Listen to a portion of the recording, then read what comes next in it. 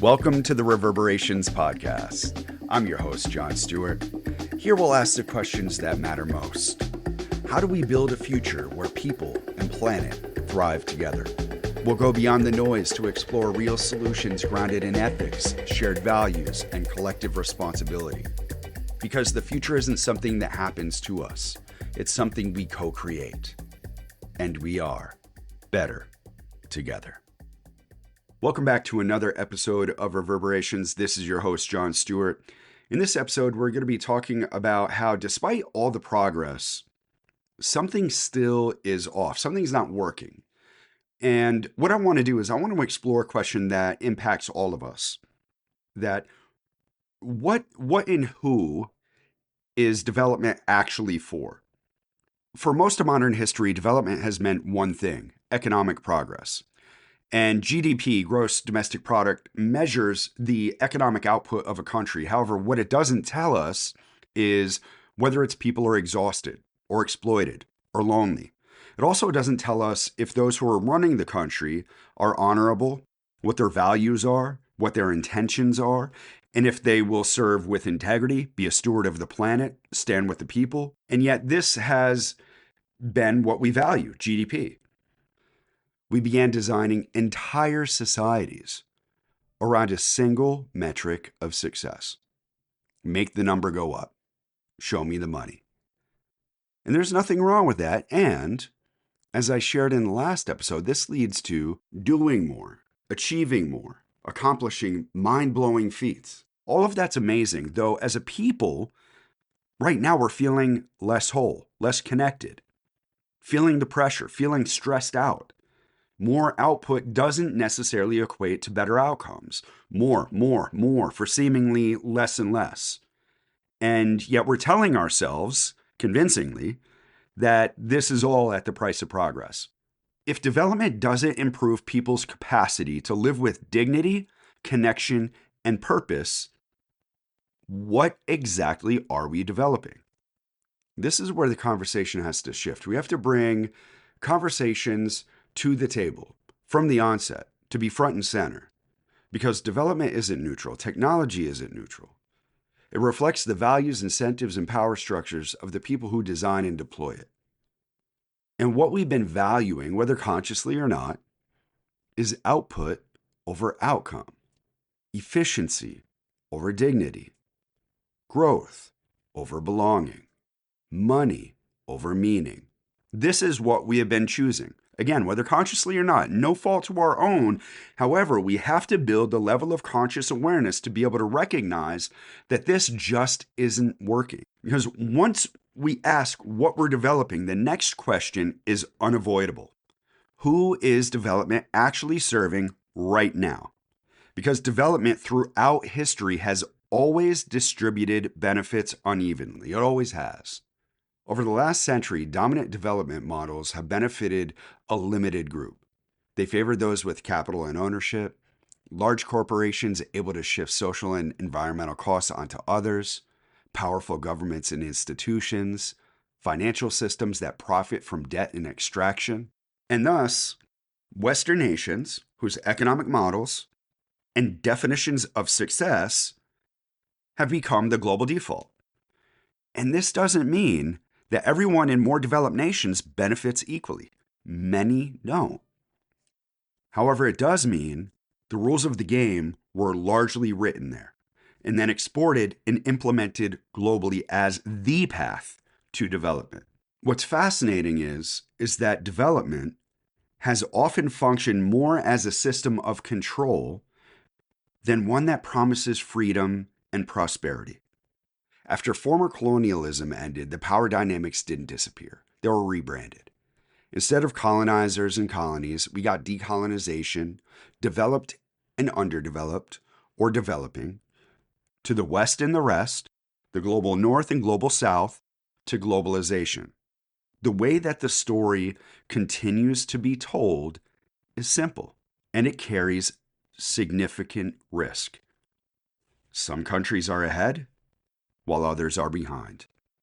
And progress means becoming more like those already on the top. To play catch up, to be like them. The story justifies intervention, loans, policy conditions, technical assistance, outside expertise.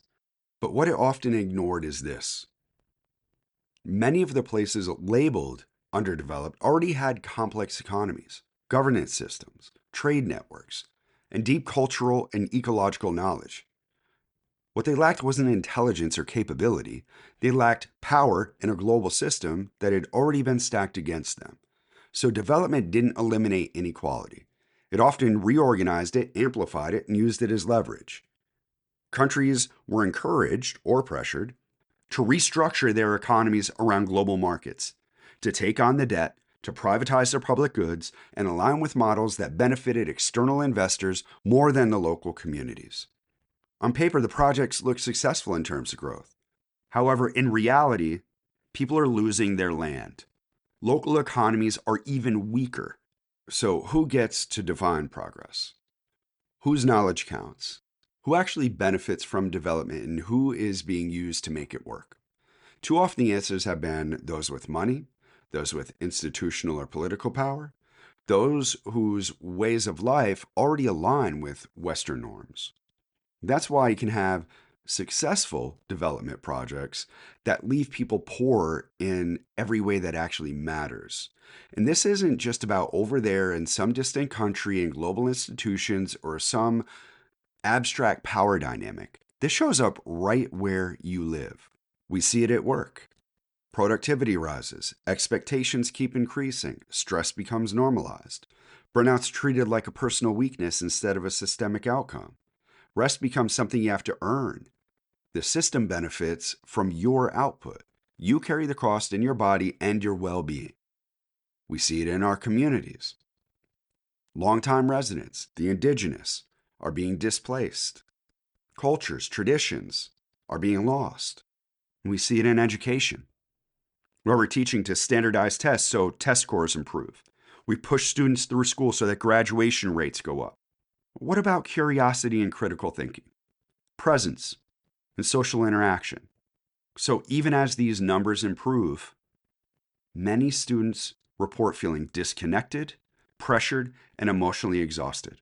National teacher surveys and large-scale studies that have been published through the National Institutes of Health have shown that educators experience some of the highest burnout rates of any profession. And when teachers are emotionally exhausted, student engagement drops. This is a lose-lose situation.